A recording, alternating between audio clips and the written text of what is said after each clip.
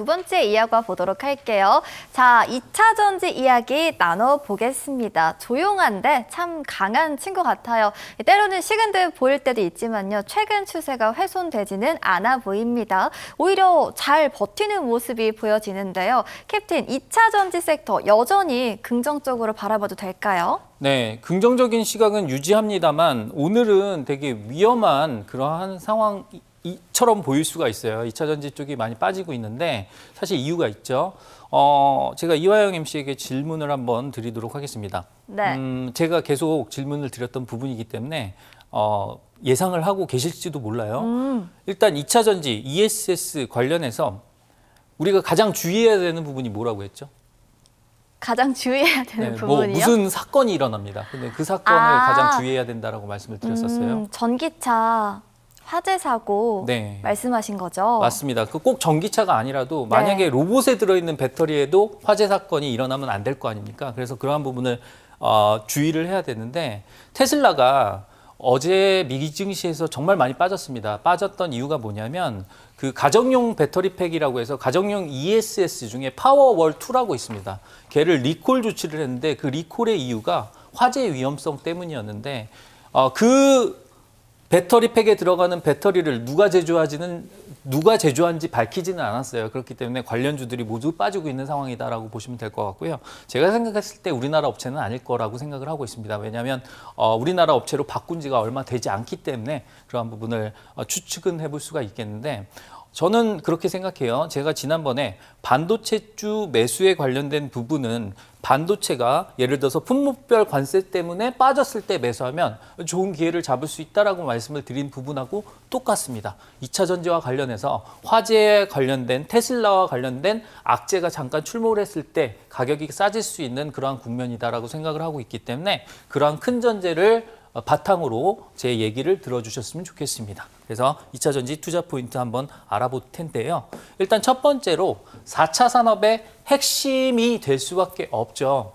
예를 들어서 AI 시대에는 메모리 반도체라든가 이런 것들이 AI 인프라의 핵심을 갖추고 있잖아요. 똑같습니다. 자, 드론이 날아갑니다. 그럼 그 드론에는 당연히 배터리가 들어가겠죠. 전기차는 기름을 먹지 않습니다. 전기차는 모터로 돌아가고요. 그 모터를 돌리는 근원은 바로 배터리가 되겠죠. 그리고 자율주행을 하기 위해서도 전기차가 필요하고요. 그 전기차에는 배터리가 들어갑니다.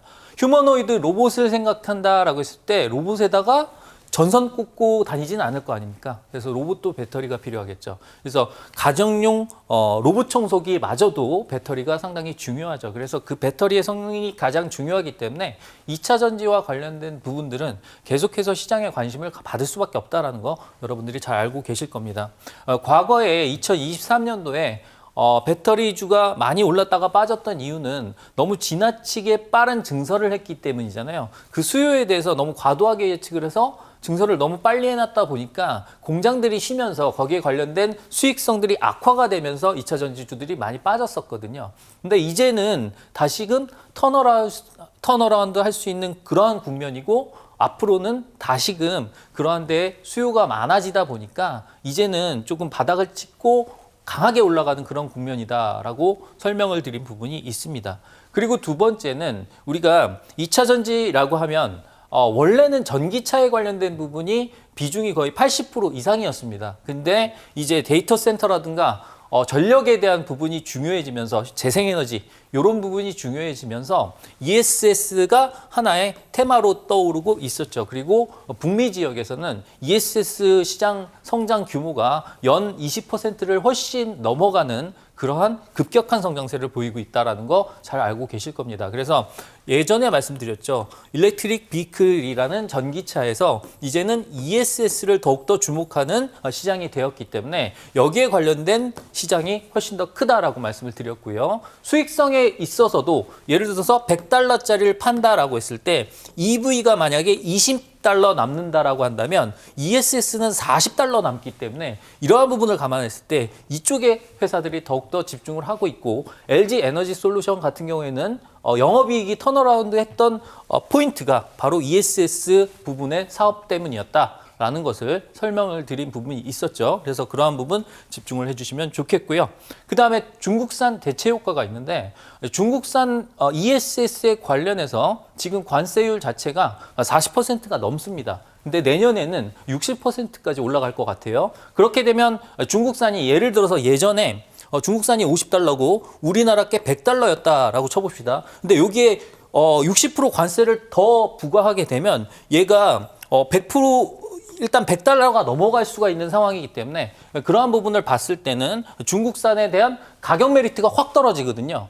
그렇게 봤을 때 일단 국산에 대한 우리 대한민국 ESS에 대한 그러한 관심이 더 커질 수밖에 없다라는 거 참고로 해주시면 되겠고요. 일본과 경쟁 구도긴 하지만 일본은 지금 공급망이 잘 구축돼 있지 않기 때문에 우리나라가 상대적인 우위에 있다라고 생각을 해주시면 될 것 같아요. 그래서 그러한 부분 감안을 해서 중국산 대체 효과까지 감안을 한다라고 한다면 2차 전지 ESS에 대한 관심은 우리가 꾸준히 가질 수가 있겠구나 정도로 생각을 해주시면 좋을 것 같습니다. 그리고 마지막으로 아까도 설명을 드렸잖아요. 일단 지금 현재 시장 돌아가는 걸 봤을 때 코스피는 4,200선을 찍고 조금 주춤거리고 있는 상황입니다. 그거에 비해서 코스닥 같은 경우에는 최근에 수급이 상당히 양호한 모습이죠. 물론 오늘은 외국인 기관도 코스닥을 매도를 하고 있습니다만 오늘은 또 바이오만 강한 그런 장세를 보이고 있고요. 근데 이러한 측면에서 봤을 때 코스닥 키 맞추기의 과정에서 우리가 상당 부분 시총을 차지하고 있는 바이오 다음으로 시총이 큰 쪽이 2차 전지거든요. 그래서 2차 전지 로봇 쪽에 조금 우리가 관심을 가져도 될 때다라고 생각을 하고 있습니다. 그리고 아까도 말씀을 드렸지만 지금 금리 인하에 대해서 회의적인 얘기가 나오면서 이 두 섹터가 하락을 하고 있잖아요. 그렇게 역으로 생각해 보면 금리 인하에 대한 부분이 확실시 된다라고 한다면 다시 올라갈 수 있다는 얘기가 되겠죠. 그리고 실제로 지금 데이터들이 훼손되긴 했지만 정확한 데이터를 근간으로 봤을 때는 우리가 금리 인하 기조는 계속될 수 있다라는 걸 추측할 수 있기 때문에 거기에 관련해서 2차 전지 로봇 같은 경우에는 계속 볼 수 있다라고 설명을 드릴 수가 있겠습니다. 자, 그럼 볼까요? 자, 우리가 활주로 차트를 단기적으로 해석을 할 수가 있고요. 중장기적으로 해석을 할 수가 있겠는데 일단 LG 에너지 솔루션에 관련된 차트를 단기적으로 보게 되면 지금 상당히 단기적으로 많이 올라온 국면처럼 보이죠. 그래서 이거 조금 너무 많이 오른 거 아니야 라고 생각을 하시겠지만 우리가 장기 차트를 보게 된다면 얘는 아직도 공모됐을 때 당시에 가격을 회복하지 못한 상황입니다. 그럼에도 불구하고 지금 2차 전지 관련주 중에는 LG 에너지 솔루션 같은 경우에 가장 빨리 가격을 회복한 종목이다라고 말씀을 드릴 수가 있겠는 게 뭐 에코프로비엠이라든가 이런 종목들은 사실 그 고점 대비해서 3분의 1도 아직 오지 않았습니다. 그럼에도 불구하고 LG 에너지 솔루션 같은 경우는 거의 다 왔죠. 그래서 보게 된다라고 한다면 일단 장기 차트에서는 이제 증설의 효과를 누릴 수 있는 단계에 와 있다. 지금까지는 공장이 많이 놀고 있다가 그 놀고 있는 공장들을 ESS 라인으로 돌리면서 실적을 채워나가고 있는 국면이기 때문에 충분히 우리가 관심을 가지고 볼만한 그러한 국면에 와 있다라고 생각을 해주시면 될 것 같습니다. 그리고 또 한 가지 당부 말씀드리고 싶은 건 이렇다고 해서 지금 LG 에너지 솔루션을 사라는 얘기인가라고 생각하실 수 있는데 그게 아니고요. 지금 국면에 대한 공부를 하면서 우리가 적절한 시점에 대해서 대비를 해야 된다라는 말씀을 드리고 싶은 거라는 점을 말씀드리면서 정리를 하도록 하겠습니다.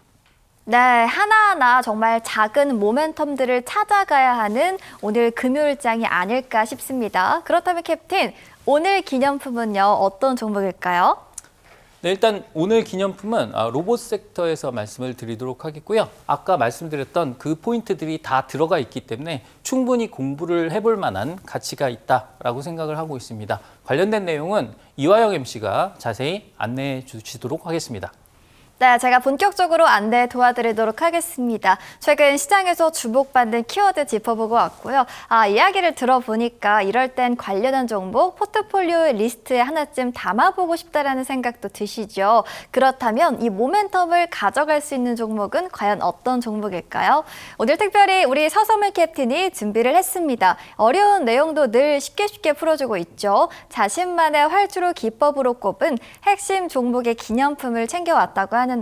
화면 하단 QR코드 보이시죠? 휴대전화 카메라를 켜서 스캔하시면 바로 링크가 뜹니다. 클릭 한 번만 하시면 바로 참여하실 수가 있고요. 참여하셔서 기념품 같은 핵심 종목도 즐겁게 활용해 보시면 좋을 것 같고요. 자, 그렇다면 QR코드로 입장 가능한 소통방 참여하시면 뭘 얻어갈 수 있냐 궁금하실 텐데요. 가장 먼저 기념품처럼 기분 좋은 핵심 종목을 챙겨 드릴 거고요. 수익 비행에 필요한 비법과 전략까지 모두 공개해 드리니까요. 오늘의 수익 비행도 기분 좋게 즐겨보시길 바랍니다.